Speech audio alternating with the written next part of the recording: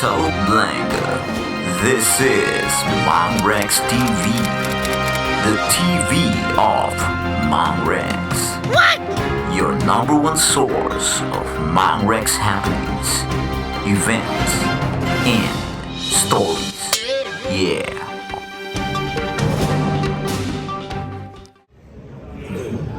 Alright, a very good evening to everyone here in Apple Marina Bay Sands. Right now we're going to be having a very quick 10-minute session on the Trips Essentials on the iPhone. And this is part of our Today at Apple programming where we offer sessions every day in different Apple stores all around the world. And we usually have something different that is happening. You usually have to register for these sessions in advance. But this is going to be 10 minutes worth of tips, so you don't need to register for it. You can just come over here and hang out with me over here at the front as we go through 4 tips on how to make your trips a little bit more essential when you're traveling with your iPhone. Alright, so we just have 10 minutes together, so we're going to jump straight in. And we're going to start off with the weather application.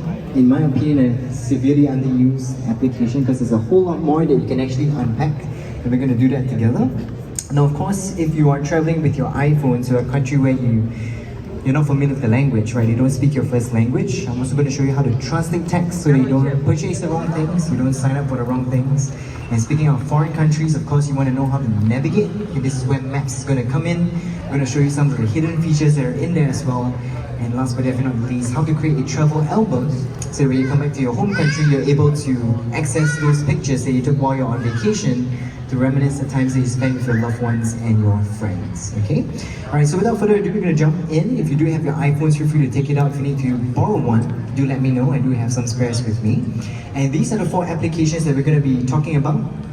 Starting with the weather app, it's the blue one with the little cloud and the sun icon. Now once you tap on it, by default, if you have location services switched on, I believe all of us should be seeing the same thing, which is 27 degrees, the highs of 31 and a low of 25. Now a lot of people just hang out here and they think that this is all that the weather app has to offer. But as you scroll down, you can see that you're actually going to be able to access a lot more information, such as the weather conditions in the hours to come. So say for example, you just touched down in Singapore and you already made plans to meet up with your friends somewhere outdoor to have dinner.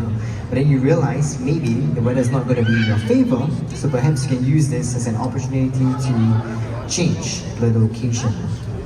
Now of course, as you keep scrolling down, you do have the 10-day forecast as well. And I'm sure for a lot of us, when we travel on vacation or whether it's for business, it's not just going to be for one day usually. So you can actually use this to kind of just have a rough gauge on how the next 7 to 10 days are going to look like. So again, if you need to make changes to where you're going to be meeting your loved ones, your friends, appointments that you have, you can just use this right over here. Now as you keep scrolling down, and you realize the more you scroll down, the more that you unpack, you do have information like air quality, something that is going to be very important to us here in Southeast Asia since we're a bit more prone to haze, right? You can see this over here. You even have UV index, wind direction, what time the sun is going to rise, so on and so forth. Now feel free to explore all this on your own time. I'm actually going to be focusing on just 2 things over here, starting with the bottom left icon where you see that folded piece of paper. Now once you tap on it, this is going to give you a bird's eye view of how the surrounding countries are going to look like when it comes to the chance of rain, right? So if you're going to be moving from Singapore to Malaysia to Thailand, Indonesia, maybe you're just doing a Southeast Asia trip, you kind of use this just to have a rough idea on what the chance of rain is going to be like. Now, pro tip that I have, on the top right hand side, you should see this 3rd icon that looks like stacks of papers. You can just tap on that one so that you can change from precipitation to temperature. And to no surprise, because we're here in Southeast Asia, we're a little bit more on the hotter spectrum when it comes to the temperature. And as you keep climbing up, you can see it's going to get colder and colder, just like that, right? So if you're ever lost, just use the legend on the top left hand side and just match the colors accordingly. And once you're done, just tap on done on the top left hand side. And this brings us to the second thing that I want to highlight on the weather application, and that is the one on the bottom right hand side, the 3 dots and the 3 lines. And once you tap on this will actually allow you to bookmark places that you frequently visit. And this doesn't just have to be countries, it can also be streets within countries as well. Now as you can see, I currently have New York, which looks like it's raining now. There's New York and London, but let's say I'm planning to go to Osaka, right, Japan. I can actually search for it on top by just tapping on search. I'll type in Osaka. And once I select it, it's going to show me the weather conditions in Osaka, not here in Singapore. Okay, if I want to add this in, I'm just going to tap on add on the top right hand side, and it's going to join the rest of his friends right over here. Now, if you have a preference in terms of the sequence of which countries or states you want to see first, you can just press and hold and drag it up or down accordingly. Alright, so I'm going to show you something really cool here. Again, it's not just for searching for countries, you can search for places within a country as well. So say for example, I just touched on in Singapore and I want to make, or I already made plans to stay at Raffles Hotel, right? So I just want to know what's the weather conditions there before I make my way there. So I search for Raffles Place, it's around the same area. Now of course I can bookmark it by tapping on add on the top right hand side. But if you scroll all the way down, okay, and this works for countries, it works for streets as well, you will see this option that says open in maps, right? It's very faint. Sometimes look like it's hiding from you. Just scroll all the way down, tap on open in maps, and just like that, it's a very seamless transition into the maps app to help you find your way to that place that you were searching for using the weather application. Right, just like that, saves you a whole bunch of time. Now since we're here, I'm going to search for Raffles Hotel. So I'm just going to close it by tapping on the X sign on the right. I'm going to search for Raffles Hotel, right, the first one. Okay, so if I need to find my way there, I'm sure a lot of us who use the Maps app, we know we can just tap on the car, we can tap on the bus, whatever icon appears. But I just want to show you that by scrolling down, while you're in the Maps application, you actually have access to a lot of things that you will probably only find if you use a web browser, right? So this saves you a lot of time, right? If you want to find out more about a specific place, you do have information right over here. If you want to know how they're scoring in terms of their reviews, you can also see it right over here. That's good to know, right? Some of them may only accept contactless payment, maybe they don't accept cash anymore, they'll let you know right over here. And the best part is, if you need to make any changes or make new reservations, their phone number and their website is also right over here. Okay, so you don't have to open up Safari just to check it, you can still stay within the Maps app itself. Okay, built it. Now if you drag that handle down, okay, you don't need to close it, just drag it down like this. But you'll notice that on the bottom left hand side, there's actually a picture of Raffles Hotel with a little binoculars.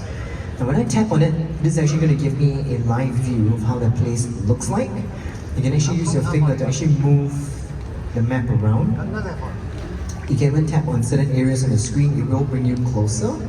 Right? And this is a really cool way for you to explore a place that you've never been to before, right? So maybe it's one thing to have it in your itinerary, but you can actually use this just to get a rough idea on how the place looks like. So when you eventually get there, right, it's going to help you, right? You're not going to get lost, just like this. Now, as you move your map around, you will notice that a couple of different bubbles start to appear. Some of them are purple, some of them are orange, and they usually represent different things, right? Usually if it's purple, if it looks big, it's most probably a hotel. If you tap on it, it's going to give you information about the place. If you see utensils, most probably it's either a cafe or a restaurant, you can tap on it, and again, it's going to give you information about the place as well.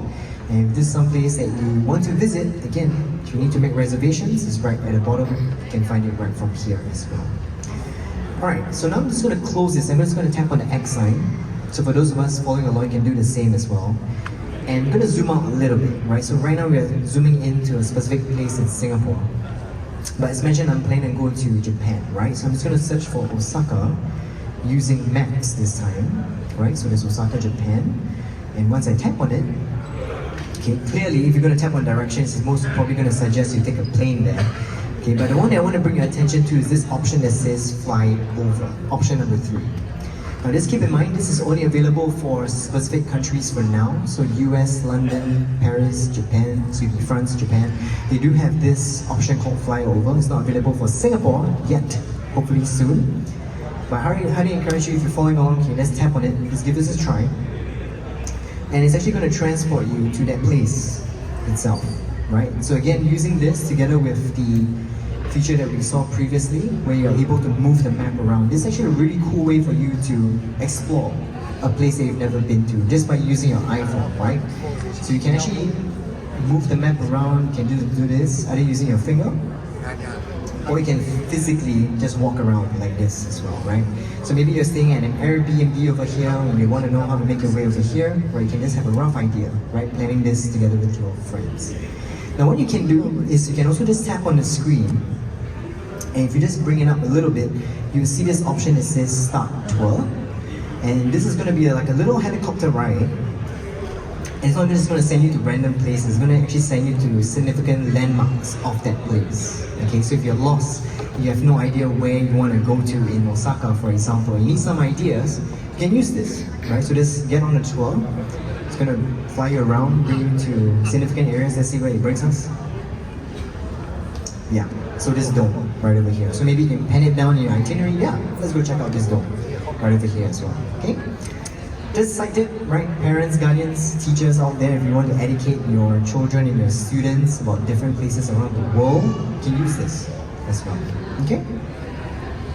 Alright, so far we've been talking about the weather application and how you can seamlessly transition into the Maps app. But again, if you're traveling with your iPhone and if you have location services switched on, when you go to a website, say apple.com, maybe you're looking to sign up for sessions, you're looking to buy an iPhone while you're in Japan. Okay, unlike Singapore, if you go to apple.com.sg, right, because we are primarily an English-speaking nation, everything that you see here is going to be in English. But if you go to Japan, with location services switched on, you go to apple.com, their page is going to look like this, right? So same design, but everything that you see is going to be in a different language. And unless you study a language, you have no idea what you're reading, can be dangerous. You might buy something that you actually can't afford, or you might sign up for something you didn't actually intend on signing up for. Now what you can do, you can actually try this with me. You can actually take a picture of anything that is of a different language, right? So if you see signages, you see posters that's of a different language, you can just take a picture, open up the image, and then press and hold on the text here. Right? So if you're on your web browser, you can tap directly. If it's a sign, you can take a picture and do the same thing. Just open up the image, highlight the text, and then you'll see an arrow pointing to the right, and once you tap on it, you can select option number 1, which is translate, and just like that, within a second, it's going to give you a word-for-word translation of what you originally didn't understand. Okay? Now this brings us to the last tip that we have, and that's how to create a travel album. Right? So if you're traveling with your iPhone, I'm sure you're going to be taking a lot of photographs that you want to keep for yourself. And one of the best ways to organize it so it's easy for you to find the hundreds, if not thousands of pictures that you took, is by going to Albums, which is option number 3 at the bottom, and just tap on the plus sign on the top left-hand side and select option number 1, New Album. Now from here, the iPhone is going to give you some time to rename it. Right, so say for example I traveled to Sydney in 2023, it's going to select Save. Right, it's going to get me to select all the pictures that I took while I was on vacation. And then all I need to do is just tap on Add on the top right hand side, and it's going to go into that album just like that. Right, so I highly recommend you do this so it's a lot easier for you to find all the pictures that you took, so you don't have to keep scrolling and guessing which one came from where. But just use this instead. Alright, so that brings us to the end of this tip session. Again, it's just 10 to 15 minutes worth of how you can actually travel with your iPhone and be a little bit more productive with your device. But if you want to sign up for more full-on sessions, right, this is just happening over the next 2 days, but today at Apple is happening all year round. So if you're interested, 2 ways you can find out more. You can either just scan the QR code or on your web browser, just search for these 3 words, Today at Apple. You can see the whole calendar of sessions that we have. Okay, once again, it's not just happening here in Apple Marina Bay Sands. For us here in Singapore, we do have 2 more Apple stores, that's in Orchard Road and Jewel Changi Airport, where they offer the same set of sessions as well. Alright, so thank you so much for hanging out with me. Enjoy the rest of your Sunday. Bye-bye. Thank you.